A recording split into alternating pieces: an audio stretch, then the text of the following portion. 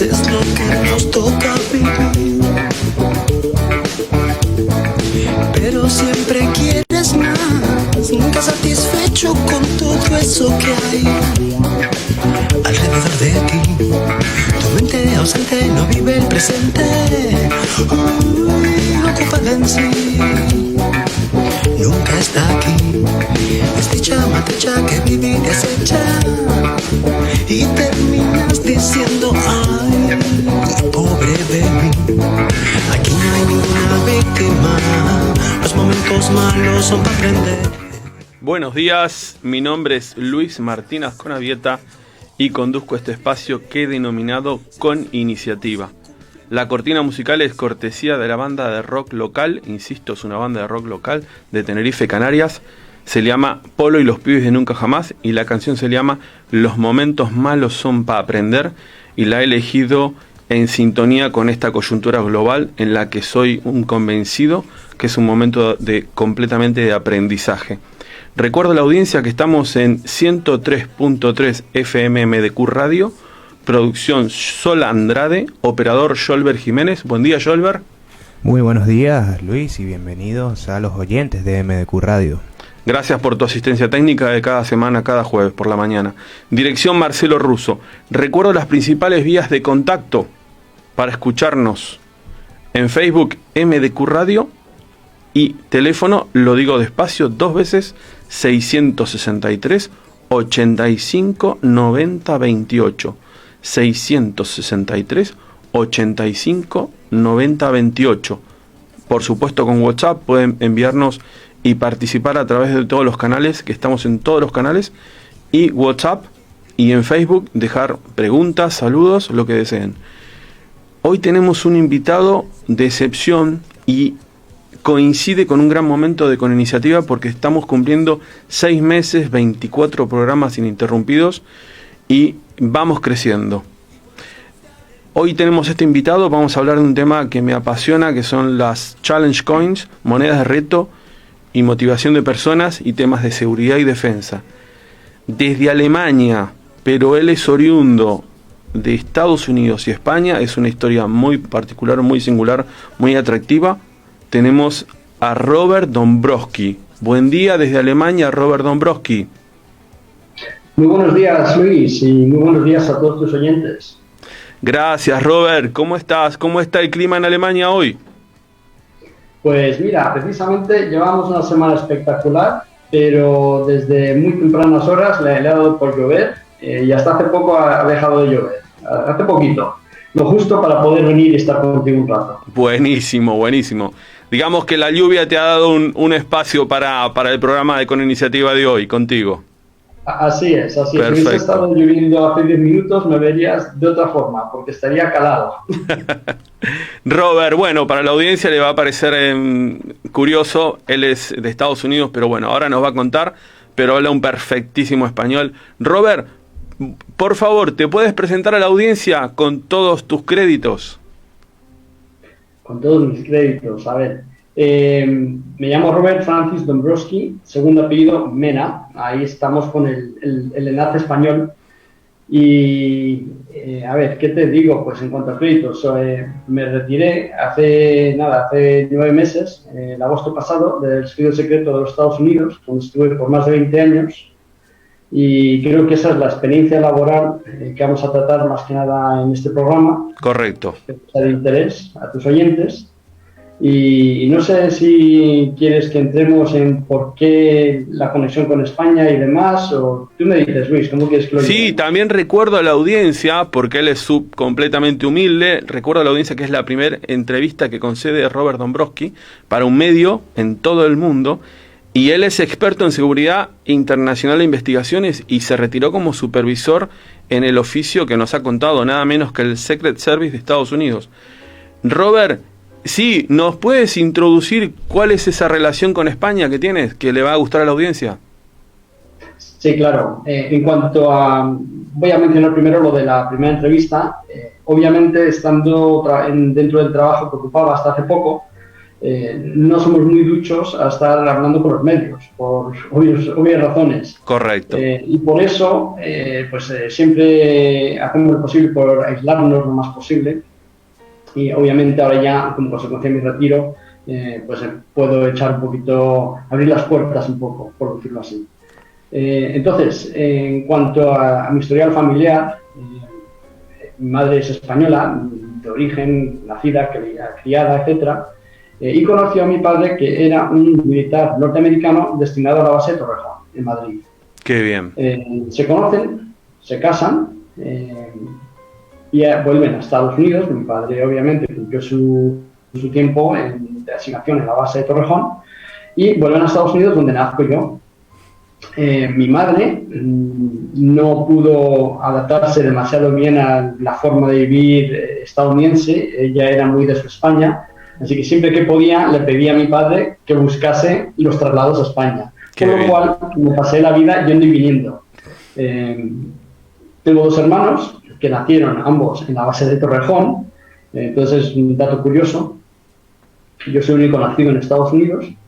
Y nada, ¿qué ocurre? Que estando viviendo en España, ya lo último de la carrera de mi padre, no teníamos intención de regresar, pero mi abuela paterna, que vivía en el estado de la Florida, en Estados Unidos, sufrió unos percances de salud y demás, y vivía sola.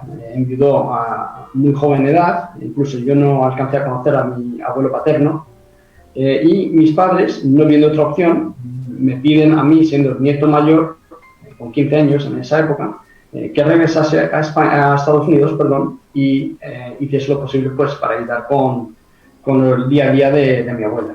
Correcto. Que necesitaba una asistencia en esa época. O sea que de pequeño ya tuviste una grandísima responsabilidad. Pues sí, la verdad es familia, y obviamente uno hace siempre lo que puede por su familia. Entonces no lo vi como una gran imposición, lo vi pues como algo que simplemente se tenía que hacer en pro de la familia, y de eso se trataba. Me regresé a Estados Unidos con ese fin.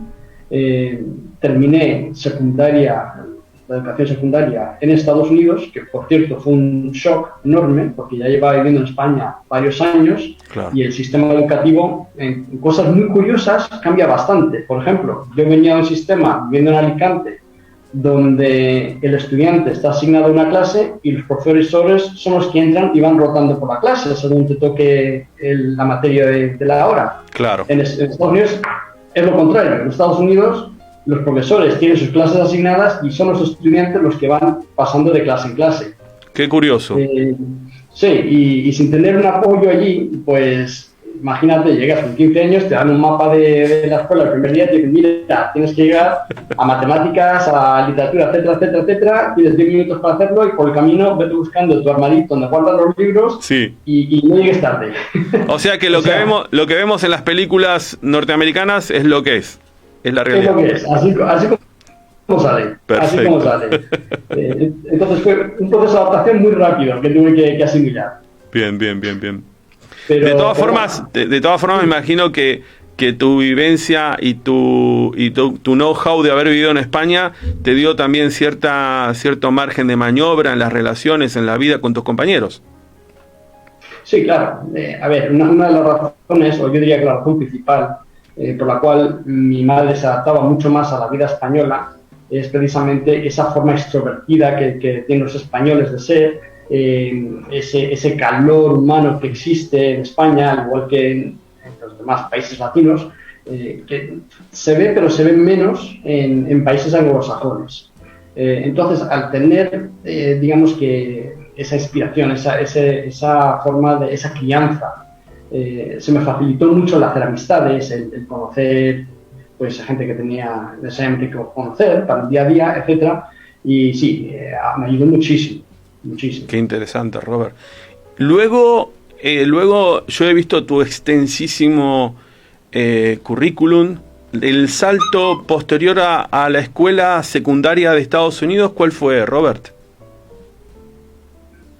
Pues de ahí, según las amistades que iba haciendo, me daba cuenta de que para llegar a ciertos cargos, a ciertos trabajos que quisiera hacer, que quisiera desarrollar, era imprescindible en Estados Unidos, por lo menos, para ser competitivo, ir más allá de forma en cuanto a la educación, ¿no? La educación formal.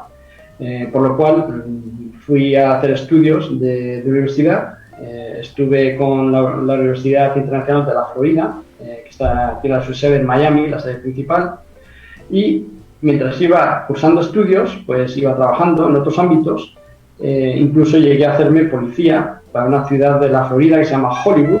Qué curioso. No es la misma Hollywood que conocemos, California, donde están todas las estrellas de cine y demás. Es otra Hollywood, pero es una Hollywood con un departamento de policía de aproximadamente 340, 300 policías. Y trabajé ahí, pues, como patrullero por cosa de un poco menos de 2 años. Bien. Sí. Robert, una curiosidad, algo que pregunto constantemente a mis invitados de cara a la audiencia, para motivar, para inspirar.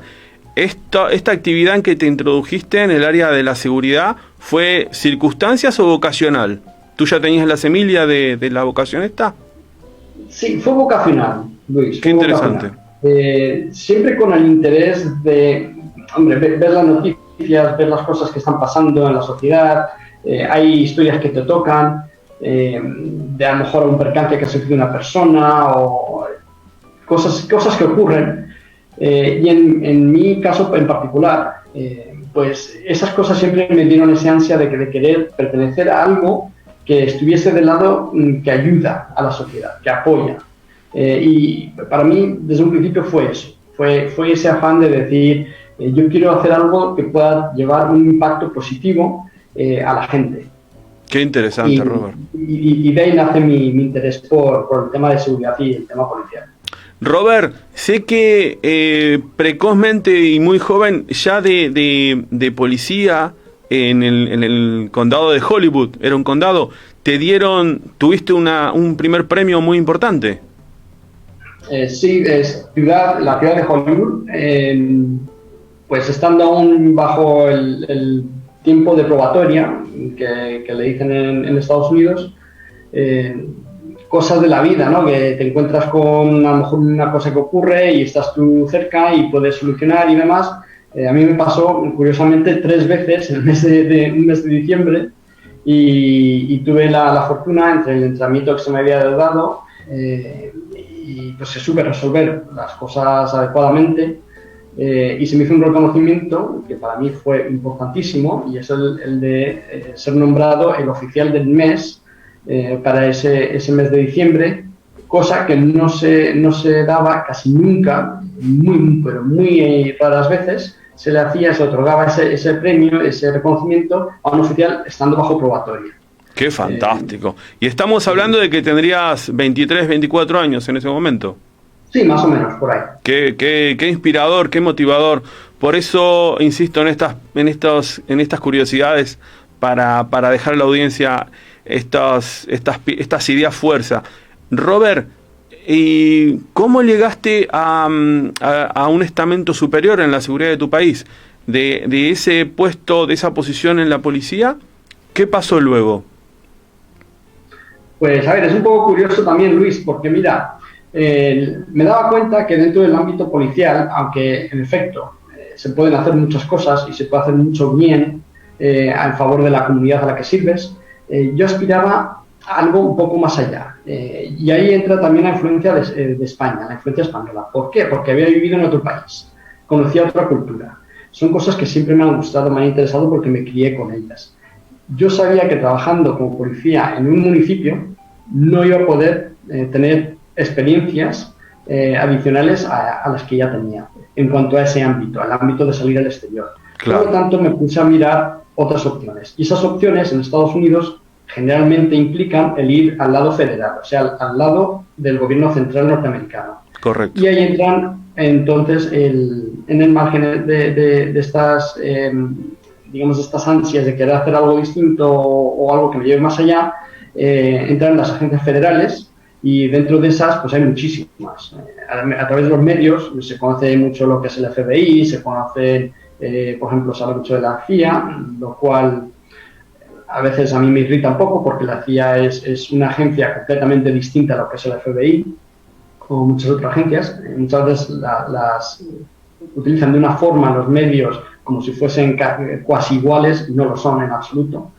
Pero me puse a estudiar mucho sobre las distintas agencias, qué papel tenían, el rol en la sociedad, y una que se destacó para mí, en cuanto a mis gustos, mis preferencias, fue el servicio secreto. Qué interesante. Así, Robert, sí. una cosa que Dime. tú no vas a comentar, pero también me gusta que lo sepa la audiencia, porque que sepan de que tras de una posición de llegar a la cumbre hay muchísimo trabajo, muchísimo esfuerzo, estudio, noches sin dormir.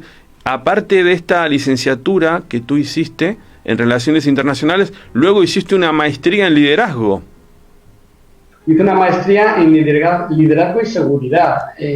Esa maestría viene mucho más tarde. Ah, bien. Algunos de mis compañeros incluso me decían que estaba loco por intentarlo. ¿Por qué? Porque se me ocurrió empezarla cuando estaba asignado a la División de Seguridad Presidencial. Wow. Y si hay una cosa que de por sí es la naturaleza de esa división, ocurre cuando perteneces a ella, si tienes la suerte de haber sido elegido para pertenecer a esta división, pues si hay una cosa que ocurre con frecuencia es que no duermes.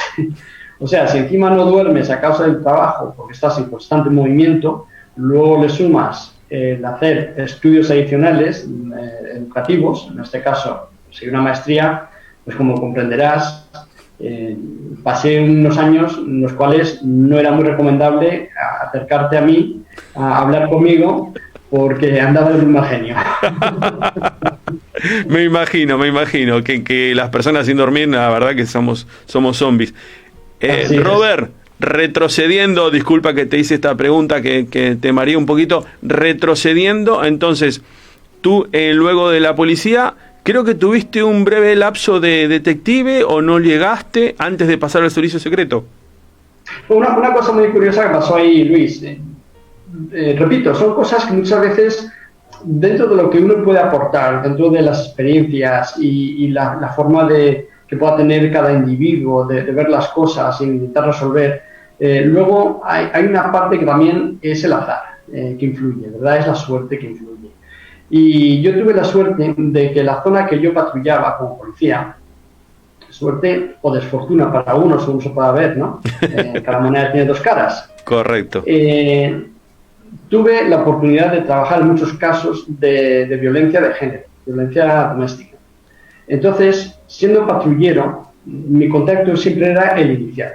Entra la llamada de urgencia, está pasando algo, hay un conflicto entre una pareja, etcétera. Llegas tú y haces lo posible por resolverla, separar a las personas, que no ocurra mayor incidente, y luego se hace un informe y ese informe va a parar a los detectives que van a hacer las respectivas pesquisas más adelante, de exactamente qué ocurrió ahí, si alguien quedó detenido por qué, etcétera, etcétera, si hubo daños y demás, ¿vale?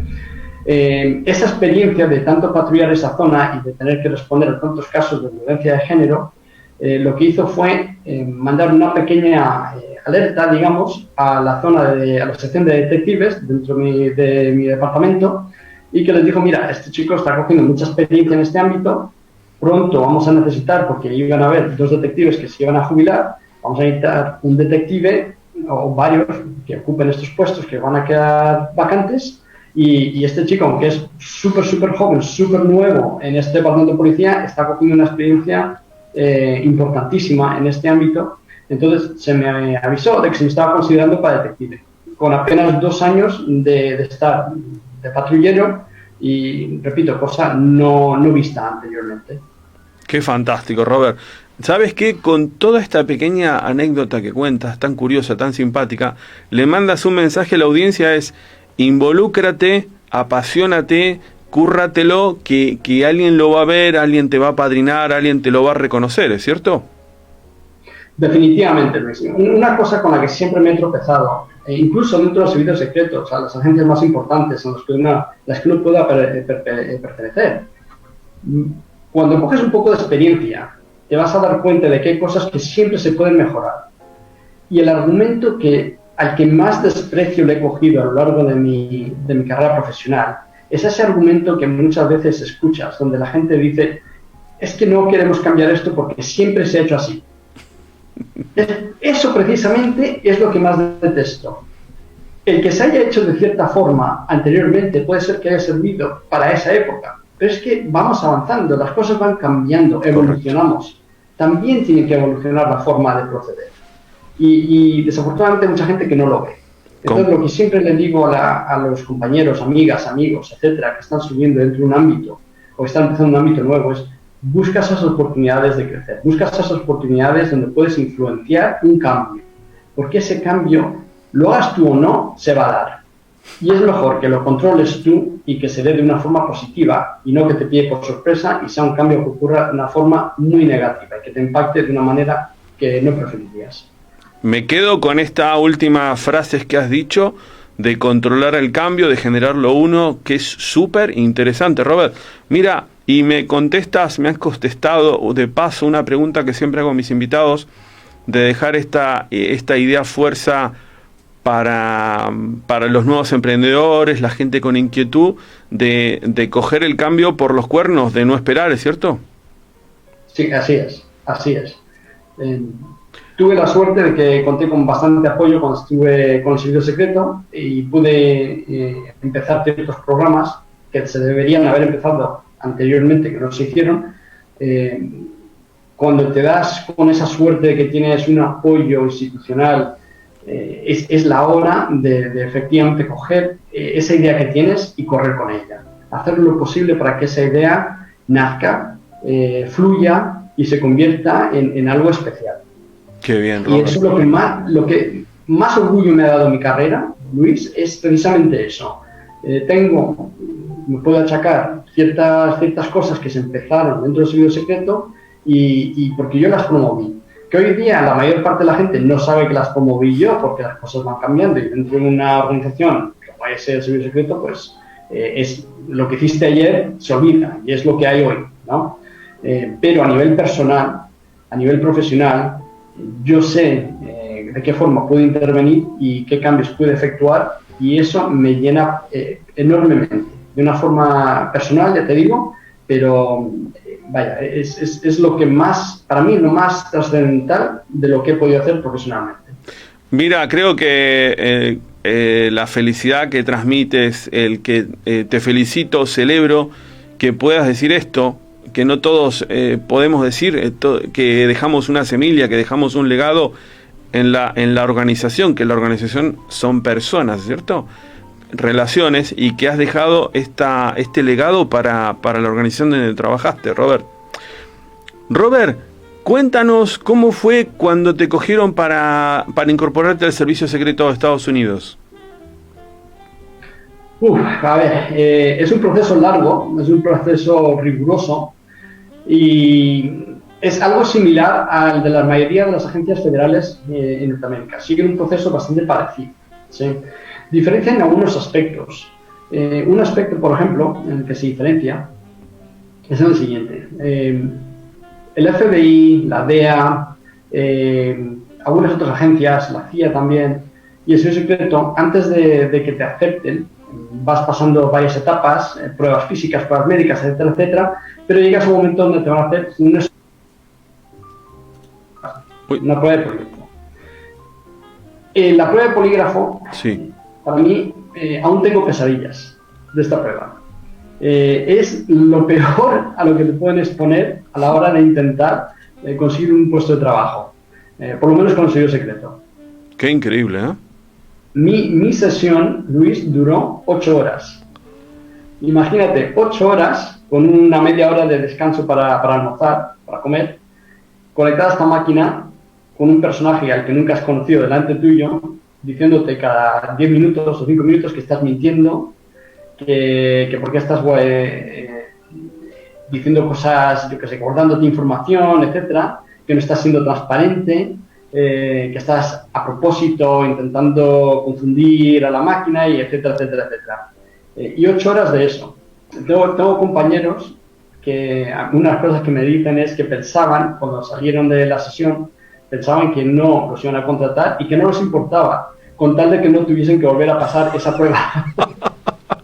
¡Qué anécdota! Qué anécdota, no me imaginaba que sería por ahí digamos, una de las pruebas más complejas. Aparte, 8 horas. Es impresionante, Robert. La mía, Luis, hay algunos que terminan un poco antes, hay otros, tengo un compañero, por ejemplo, que al final sí lo contrataron, lo cual me parece sorprendente, duró 2 sesiones y media. O sea, un día de 8 horas, volvió otro día de 8 horas y tuvo que volver una tercera vez para otra media sesión. Mi madre. Robert, esto es claro, ¿cómo no te va a quedar una huella en tu psiquis con semejante? Claro, digamos que fue a nivel personal y profesional, digamos, la primer prueba fuerte para tu vida, ¿cierto? Sí, o sea, una prueba, digamos, es una prueba que te hace empezar a dudar de ti mismo. Y eso es lo que busca el examinador, ¿no? A la hora de ver quién eres, es lo que están haciendo. Están intentando detallar quién eres tú como persona. Y para eso te van a someter a un estrés, te van a someter a que dudes de ti mismo, dudes de tus creencias, de tus fortalezas y ver hasta qué punto pueden llegar a, digamos, hacer que te desmorones un poco delante de ellos. Es lo que están buscando. Entonces, el servicio secreto busca contratar a esos que son psíquicamente fuertes, que van a aguantar esa prueba, es una prueba, ya te digo, muy intensa, y eso es lo que buscan. Si te desmoronas, pues lo más probable es que no vayas a llegar más allá. Robert, no sé si te puedes responder, pero ¿con qué edad más o menos te incorporaste al servicio secreto? Tenía 29 a la hora de que me contratasen. Es una edad muy joven para este cuerpo, ¿o no? Eras bastante... ¿O es una edad media en la que se incorporan los...? Sí, yo diría que el rango está entre los 26 a 29. Estaría en la parte alta, digamos, del rango, pero dentro del rango. Bien. Pero bueno, también con toda una experiencia detrás que te ayudó muchísimo en las dotes de investigación, de relacionarte con las personas, de resolver conflictos, de negociar, ¿es cierto? Sí, y son características, Luis, ahora que las mencionas, que son importantísimas para lo que es la carrera de por sí de servicio secreto. Porque una de las cosas que vas a hacer a lo largo de esa trayectoria es estar en constante negociación con alguien a la hora de hacer tu trabajo. Siempre estás negociando, ya sea con sujetos que estás investigando para ver qué saben en realidad, porque te van a mentir, obviamente, o que no saben. Estás negociando con los abogados que los pueden defender, estás negociando con los abogados que son los fiscales que están de tu lado para ver qué cargos se pueden imputar, etcétera. Estás negociando a la hora de hacer la parte protectiva, porque viajas a otras zonas, entonces tienes que negociar con la policía local de qué apoyo te van a dar, qué apoyo no te van a dar. Tienes que negociar con funcionarios de la política, porque hay alcaldes que se quieren meter a la hora de decir, bueno, viene el presidente, yo quiero estar, sí, pero la Casa Blanca dice que no, etcétera. Entonces, esa parte de la negociación es una parte que siempre va a estar presente a la hora de que cumplas tus funciones como funcionario en el servicio secreto. Qué fantástico, Robert. Robert, tú sabes que este es un programa para inspirar a la acción, a hacer... Y yo te conocí a través de un tema que me empezó a apasionar, que son las Challenge Coins, las monedas de reto. ¿Nos puedes contar algo de ellas y cuál es la relación con tu oficio, con tu anterior oficio? Sí, claro, Luis, mira, las famosas Challenge Coins o monedas de reto, hay muchos historiadores que han escrito sobre ellas bastante. La verdad es que no se sabe exactamente dónde originan, ¿sí?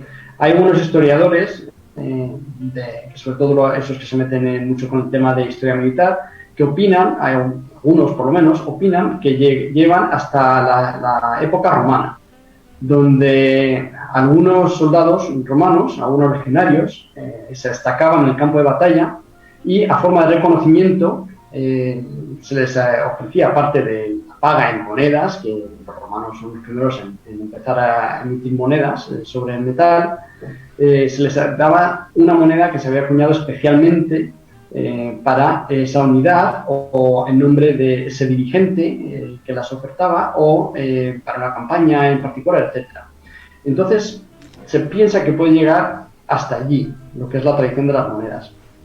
Qué bien. Pero la mayoría de los historiadores lo traen a una época más cercana, a principios del siglo pasado, donde se habla mucho de una unidad de aviación militar norteamericana, donde un teniente que venía de buena familia, mandó a hacer varias monedas con el emblema de su unidad, y estas las daba a forma de motivación a todos los miembros de su unidad. Estamos hablando de la época de la Primera Guerra Mundial. Entonces, ¿qué ocurre? Que según los historiadores, una aeronave de esta unidad es derribada, sobrevive uno de los tripulantes, este tripulante es detenido por fuerzas alemanas y es hecho prisionero de guerra. Cuando está en cautiverio, se le despoja de todos los elementos militares que llevaba encima. Sin embargo, esa moneda que le había dado ese teniente, esa se la permiten quedársela porque lo ven como una especie de amuleto o de suerte y demás. Entonces no lo ven tanto como una cosa militar y dejan que se la quede. Resulta que este tripulante consigue escaparse de donde lo tenían detenido y llega hasta fuerzas francesas. Las fuerzas francesas lo acogen y en un principio piensan que puede ser un espía, porque venía del bando opuesto. Correcto. Y por mucho que el tripulante está hablando de que es norteamericano y demás, no le querían creer. Y estaban incluso hablando de fusilarlo. Wow. ¿Qué le salva? Precisamente esa medalla. Cuando se dan cuenta que esa medalla tiene un emblema militar norteamericano y que tiene la identificación de una unidad, ahí empiezan a creerle, lo llevan a una unidad norteamericana cercana, lo entregan, es identificado plenamente y entonces gracias a esa moneda que llevaba, se dice que se salvó la vida. Y los franceses, además, por haberle pasado el mal rato, le obsequian una botella de vino. Y ahí empieza el vínculo, que ahora hablaremos un poco más al respecto, entre las monedas y las bebidas alcohólicas. Qué interesante anécdota, es que me he quedado con la boca abierta. Es que yo me imagino la audiencia debe estar disfrutando tanto como este servidor que te escucha desde con iniciativa MDQ, esta historia tan bonita que una moneda salvó una vida. Sí, eso según, ya te digo, la mayoría de los historiadores militares coinciden en eso. Han estudiado el tema de las monedas, porque es que el tema se ha expandido muchísimo. Monedas hay hoy día miles de ellas, y ahora podemos hablar un poquito de cómo se extiende el concepto y demás. Pero la mayoría de ellos ponen los orígenes de la moneda como se conoce actualmente a ese evento. Robert, ¿recuerdas? Esta es una pregunta un poquito difícil, pero ¿cuándo te entregaron tu primer moneda de reto, tu Challenge Coin? Buena pregunta, Luis. La primera, porque es que fíjate, es una cosa muy curiosa, ¿no? Como hace parte de la cultura, tanto militar como policial, es una cosa que no me propuse empezar a coleccionarlas a forma de coleccionismo, sino que recibes tu primera y dices, qué bien, porque sabes lo que significa, qué interesante, se me ha hecho un reconocimiento, y te la guardas como una cosa especial, claro. No porque sea la moneda de por sí. Y vas pasando etapas, vas conociendo a otra gente y te van llegando otras monedas y las vas coleccionando. Hasta que un momento dices, hombre, ya tengo 25, 28, 30, se ha convertido en una colección sin querer. Y aquí empiezan luego los intereses de decir, pues ahora sí quiero coleccionarlo a forma de colección. Qué fantástico. Entonces, yo creo que la primera podemos llevar a decir que sería cumplir una etapa con el ejército de reserva, el ejército de tierra de reserva norteamericano también, y estando en una revisión de tropa hace muchísimos años, estamos hablando de por ahí en el 89 o así, un general me dio una moneda haciendo la revisión de tropa, porque se me pidió, no me acuerdo ya, que hiciese algo con él, que lo recibiese o alguna cosa de estas, y al hacer ese recibimiento me entregó su moneda. Qué emotivo, ¿eh? Me imagino que la tienes en un paño esa, en un lugar muy especial en tu hogar. Sí, eso es verdad. Sí. ¿Y este general sigue en activo, por ejemplo, o ha tenido una trayectoria destacada? No, ese general se retiraría poco después. Claro. Ya cuando llegas a general en Estados Unidos ya estás en el último de tu carrera. Bien. Has hecho mucho, pero los generales a lo sumo van a estar otros 4 o 5 años de militar y terminar. Qué interesante. Robert, tengo entendido que, por ejemplo, cuando tienes destinos en el extranjero, también está esta tradición de intercambiarse monedas. Sí, sí, o sea, el tema de las monedas es que ha crecido muchísimo. Es un tema que, por ejemplo, lo adoptaron mucho las fuerzas especiales. Una forma de destacarse, sí, las fuerzas especiales militares, de destacarse las otras unidades, entre las unidades acuñaban una moneda con el emblema de su unidad y demás, y una forma de reconocimiento entre ellos. Sí, y verdaderamente son las fuerzas especiales militares las que empiezan a propagar el tema de las monedas. Incluso se dice que durante el conflicto del Vietnam habían bares a los que no podías entrar si no tenías o munición enemiga que hubieses confiscado durante un combate o una moneda reconocida por el establecimiento señalando que eras parte de esa unidad. Qué curioso. Ya en Vietnam, digamos que Vietnam fue el catalizador o el empuje para las monedas de reto, el comienzo fuerte. Sí, así es, así es. Robert, porque se empiezan a conocer las fuerzas especiales militares más que con cualquier otro evento anterior. Fantástico. Robert, retrocediendo y esa curiosidad histórica de la bebida espirituosa francesa, ¿cómo se traslada a día de hoy? ¿Cómo se vive eso en las fuerzas especiales? En la vida, digamos, en los descansos, sé que hay algo muy particular. Sí, así es. Y de ahí nace digamos que el llamado reto, ¿no? ¿Y el reto en qué consiste? Consiste que cuando entras a un bar de ámbito militar, un bar concurrido por fuerzas militares, sobre todo en Estados Unidos se ve muchísimo esto, cuando se reconoce que hay otros militares en el bar, pues siempre hay alguno que lleva su moneda y la idea es ponerla sobre la barra y declarar un coin check, o sea, un llamado a verificar monedas. Al hacerse ese llamado a verificar monedas, todos los militares tienen que presentar su moneda y el que no la lleva tiene que pagar la ronda. ¡Qué simpático! O el último, en caso de que todos lleven, pues el último en presentarla paga la ronda.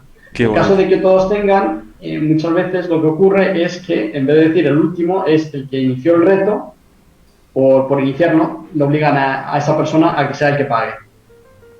Qué simpático, qué simpático. Aparte eso son momentos de confraternidad, de relacionarse entre compañeros de trabajo, ¿cierto? Así es. Qué fantástico. Y sobre todo en unidades especiales, como te decía Luis, es un reconocimiento especial porque, yo sí pertenezco a una unidad X y somos pocos, somos 20 personas en esta unidad, hemos sido seleccionados por algún motivo en particular o una misión, etcétera. Solamente nosotros tenemos esa moneda. Claro. O a una persona específica a la que nosotros la queramos otorgar, como una ocasión especial. Robert, mira, me está avisando desde producción, dirección de sonido, aquí Scholber, el asistente técnico, que estaría entrando un saludito o un mensaje. ¿Lo escuchamos, Robert? Claro, adelante. Buenos días, Robert. Bueno, escribe Nancy Bertolucci en la transmisión en Facebook. Has tenido una vida de película con la que soñamos desde chicos. Aplaudo tu iniciativa y éxitos en tus nuevos proyectos. Gracias, Nancy Bertolucci. Qué bonito lo que ha dicho, ¿eh? Muchas gracias. Definitivamente sí, es un reconocimiento muy, muy especial y lo agradezco mucho. El señor Mariano Villafañe envía saludos desde Barcelona y Luzbel Yolanda Bell escribe: qué interesante, un abrazo desde Vendrell. Qué bien, qué bien. Bueno, saludos desde aquí, a nivel local, saludos desde Cataluña. Robert, sé que nos están escuchando hoy un, digamos, cuasi colega tuyo, es comandante en el ejército en la Armada Noruega. Así que bueno, un programa internacional hoy. Estupendo Luis, muchos saludos para todos los que nos están escuchando y obviamente de mi parte para aquellos que están en el ámbito en el que me he movido, pues un saludo muy especial. Genial. El caballero de Noruega se llama Ragnar y la señora Wenche y bueno, iban a estar pendientes de la entrevista hoy. Volviendo a las monedas de reto, se relacionan mucho. Yo sé que en la motivación en el ámbito castrense militar le denominan moral, ¿cierto? Sí, porque sirven precisamente para eso, para subir mucho, digamos, la moral, el orgullo, el sentir de pertenecer a algo especial, a una unidad en especial. Y para eso sirve. Son temas de motivación muy importantes. El servicio secreto, por eso, precisamente es una de las entidades que más monedas emite, aparte de las fuerzas militares, porque en términos de cantidad de personal no podemos competir, obviamente. El servicio secreto es muchísimo más pequeño, infinitamente más pequeño, pero el servicio secreto lo que ha sabido hacer ha sido coger esa temática de las monedas y de lo que simbolizan y adaptarla a eventos especiales en los que participa la agencia como tal. Entonces, ¿cuáles pueden ser estos eventos? Un ejemplo, la Asamblea General de las Naciones Unidas se da todos los años en septiembre en la sede general de las Naciones Unidas en Nueva York, y el servicio secreto, una de las cosas que tiene bajo su cargo es la de ofrecer la protección de seguridad a cualquier mandatario de otro país que venga a visitar Estados Unidos. Con lo cual se desplaza pues, la gran mayoría de la agencia, un gran porcentaje de ella, todos los años está en el mes de septiembre metida en Nueva York. Wow. Y ese evento, a ser tan trascendental, tan importante, se conmemora por parte del Servicio Secreto con una moneda que expide todos los años. Qué interesante. Para esa reunión de las Naciones Unidas. Ese es un ejemplo. Robert, ¿le recuerdas a la audiencia qué dibujo o diseño tenía la última o las últimas monedas de este evento de septiembre de Nueva York? Pues, a ver, no las tengo aquí. Suelen ser el número de la reunión como tal. Creo que estábamos por el 73 o por ahí. Suelen tener algún emblema de Nueva York, porque es donde está la sede y donde se dan las reuniones. Y casi siempre las monedas del servicio secreto llevan su emblema, que es la estrella. Incluso aquí la tengo en la solapa. Esas siempre o casi siempre están de alguna forma en las monedas, y luego pondrá las fechas, etcétera. Sí he traído otras monedas, obviamente los que están únicamente oyendo no las podrán ver, pero a modo de ejemplo puedo poner esta. Sí, claro. Es la de cuando vino el Papa Francisco a Estados Unidos. Y ahí vemos lo que parece el emblema del Vaticano y sobre él la estrella del servicio secreto. Qué bien. Y luego, si miramos la parte de atrás, que está la estrella de nuevo, pero tienes las tres ciudades donde visitó el Papa, que son, a ver, lo he hecho un poquito para atrás, Washington, Filadelfia y Nueva York. Qué bien, qué bien. Sí, que hay... Por ejemplo, ahí la tienes. Qué bien, Robert. Robert, sí que hay una muy, muy curiosa. Que hay un taxi de Nueva York. Sí, esa precisamente es una de una asamblea general anterior. Qué bien, qué fantástico. Qué interesante el mundo de las Challenge Coins. ¿Nos cuentas, tú has tenido que estar destinado fuera de Estados Unidos en tu trabajo, Robert? Sí, así es, Luis. Estuve 6 años destinado a nuestra oficina en Bogotá, Colombia. Y obviamente cuando se vive en otro país distinto al del que es uno, pues se aprende muchísimo. Y entre otras cosas, pues aprendí que la gente de Colombia son una gente espectacular, súper amable, buenísima gente. Es un país que lleva muchos años con varios conflictos, desafortunadamente, conflictos a nivel sociales, políticos, etcétera. Y es una verdadera lástima porque, como te digo, el país de por sí, geográficamente hablando, es un país absolutamente precioso, maravilloso, y la gente igual, son gente espectacular. Espero que algún día puedan resolver los problemas que tienen a nivel político y a nivel social, porque la verdad es una maravilla de país. Qué bien, Robert. Y te pregunto en relación a la motivación, a la moral, ¿las Challenge Coins también se aplican cuando están fuera? Sí, incluso muy curioso, porque volvemos a las raíces militares que tienen las monedas. Entonces, así a forma de ejemplo, donde haya una embajada norteamericana en el país que sea, incluso podemos hablar de España, cualquier país que te puedas imaginar, donde hay una embajada, generalmente están los que se ocupan de la seguridad y protección de esa embajada.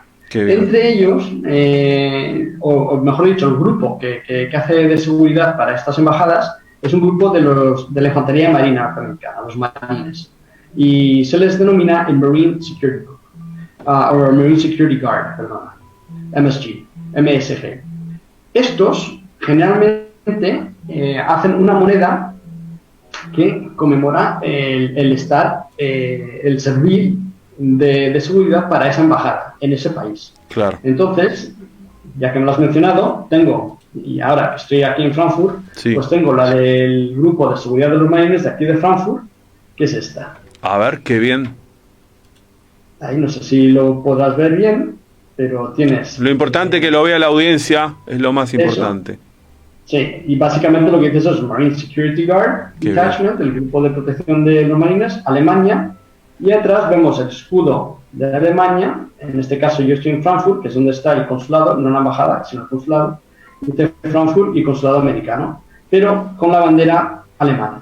Qué detalle, Sí, ¿eh? se intenta respetar el país donde se está trabajando. Destaco eso. Me imagino preguntarte si has tenido que entregar esta moneda a algún homólogo de Colombia o de Alemania y cuál ha sido su recepción, su respuesta. Yo no he creado, he ayudado con algunos diseños, en particular uno cuando estuve en la división de protección presidencial, ayudé con el diseño de la moneda para el grupo de contravigilancia, pero volviendo a tu pregunta específicamente, en Colombia sí creamos o se crearon monedas de reto y tuvieron muy buena acogida. Sobre todo dentro de los ámbitos en los que nos movemos, ¿no, Luis? Destaco de nuevo que estamos hablando de grupos militares, grupos especiales de ley pública, claro. y entre estos grupos pues es una forma de confraternidad, ¿no? Es una forma de decir, sí, yo pertenezco a esto y no importa, en estos momentos estamos tú y yo, estamos intercambiando monedas y no importan las banderas a las que representamos. Qué bonito, qué bonito. En este ámbito. Qué sinergia. Me imagino, sé que eres una persona más de entregar premios y reconocimientos que de recibir. Cuando te ha pasado eso, me imagino cómo te ha embargado la alegría, ¿cierto? De entregar monedas. Claro. No son monedas, sino es que son reconocimientos de cualquier tipo, Luis. Es importantísimo. Una cosa a la que siempre he intentado acatarme es el hecho de que cuando tienes a alguien que trabaja contigo o con una persona con la que trabajas, no cuesta absolutamente nada hacer un pequeño reconocimiento por algo bien hecho. Y muchas veces se nos olvida. Es difícil estar constantemente pensando en ello, pero es importantísimo. Y hay que destacarlo. Como seres humanos nos centramos mucho en lo negativo. Estamos hechos de esa forma, ¿sí?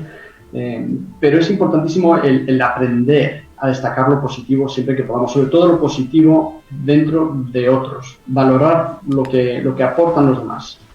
Te aplaudo, celebro esta super idea fuerza que has dejado, de que no nos cuesta nada motivar, de ver el vaso medio lleno, de tener una caricia para nuestro compañero de trabajo, para nuestra pareja, en pensamiento positivo, ¿cierto? Sí, así es. Fantástico. Así es. Robert, estamos entrando en la fase final del programa y preguntarte, porque me tocaría a mí, le tocaría a la sociedad civil, ¿nos cuentas si este fenómeno de las monedas de reto ha llegado al ámbito privado, de empresa, civil? Sí, así es, Luis. Y el salto, digamos que no es un salto tan grande. ¿Por qué? Porque si empezamos a pensar un poco en la trayectoria que son llevar muchos profesionales en el ámbito de seguridad, se puede ver claros paralelos, ¿sí? En un cambio cuando pasan muchos militares, muchos policías y demás a hacer otras actividades más adelante. Estas actividades muchas veces terminan en ámbitos similares, pasan de ser oficiales o especialistas en seguridad para un gobierno o para una entidad política, a hacerlo para una entidad privada. Y ahí vemos que ciertas cosas se van pasando, se van transmitiendo. Y entre estas se han transmitido las monedas. Hay una, por ejemplo, que me causa mucha curiosidad, o le causa mucha curiosidad a aquellos a los que se lo enseño, que es la que tengo del grupo de seguridad de la cadena CNN, el noticiero norteamericano. ¿Cómo ocurre que CNN publica o crea su propia moneda? Porque uno de los jefes de seguridad de CNN es un agente retirado del servicio secreto. ¡Qué fantástico! Se lleva la idea a una entidad privada. Y allí coge fuerza. Ha gustado mucho. ¡Qué bien! Creo, a ver si coincides conmigo, que sería interesante que se traslade este fenómeno definitivamente como algo permanente al ámbito privado, ¿cierto? Sería estupendo, Luis, y por dos motivos. Primero, a forma de coleccionismo, es una cosa muy, muy interesante, sí. ¿verdad? Hay muchos coleccionistas de todo tipo de elementos, entonces, ¿por qué no ser un coleccionista de monedas? Sobre todo, has visto, algunas tienen unos diseños preciosos. Aparte de eso, lo que representan, lo que ya hemos hablado, representan ese afán de pertenencia a algo especial, ese afán de orgullo, ese afán de motivación. Entonces, son lo que representa la moneda de por sí, yo creo que es lo más valioso que tiene. Aparte de lo bonita que pueda ser, es lo que representa. Lo simbólico. Entonces, claro que sí. Perfecto. ¿Por qué no propagarlo en otros ámbitos? ¿Por qué no propagarlo en ciertas empresas privadas o en cualquier ámbito en la vida civil, al igual que en la militar? Claro que sí. Robert, para concluir, despedirnos de ti, agradecer tu participación desde Alemania con Tenerife, con estas experiencias, trayectoria en Servicio Secreto de Estados Unidos. ¿Nos contás brevemente y ya nos despedimos tus proyectos inmediatos? Proyectos inmediatos. Sí, a ver, voy a estar en Alemania unos cuantos meses más. Tengo que terminar unas cosas aquí, que me ha traído aquí. Y una vez que termine aquí, vuelvo a España. Mi intención es la de retirarme en España. Tengo amistades desde mi juventud allí. Tengo familia, obviamente, en España. Y es un país que siempre añoro, es un país que siempre echo de menos. Entonces, cuando a mí me dicen que, bueno, eres norteamericano, no, soy norteamericano, pero soy español también, soy las dos cosas. Por supuesto. Y yo estoy tomando la decisión de que en los últimos años, la última etapa de mi carrera de vida, digámoslo así, la quiero pasar en España. Y serás muy bienvenido. Robert, nos despedimos. Gracias. Muchas gracias, Luis, muchas gracias a todos tus oyentes. Y por supuestísimo. Hemos estado con Robert Dombrowski desde Conexión vía Zoom y Facebook desde Alemania. Nos despedimos hasta la próxima semana con mucha iniciativa. Muchas gracias a toda la audiencia por haber estado ahí y participar. Gracias.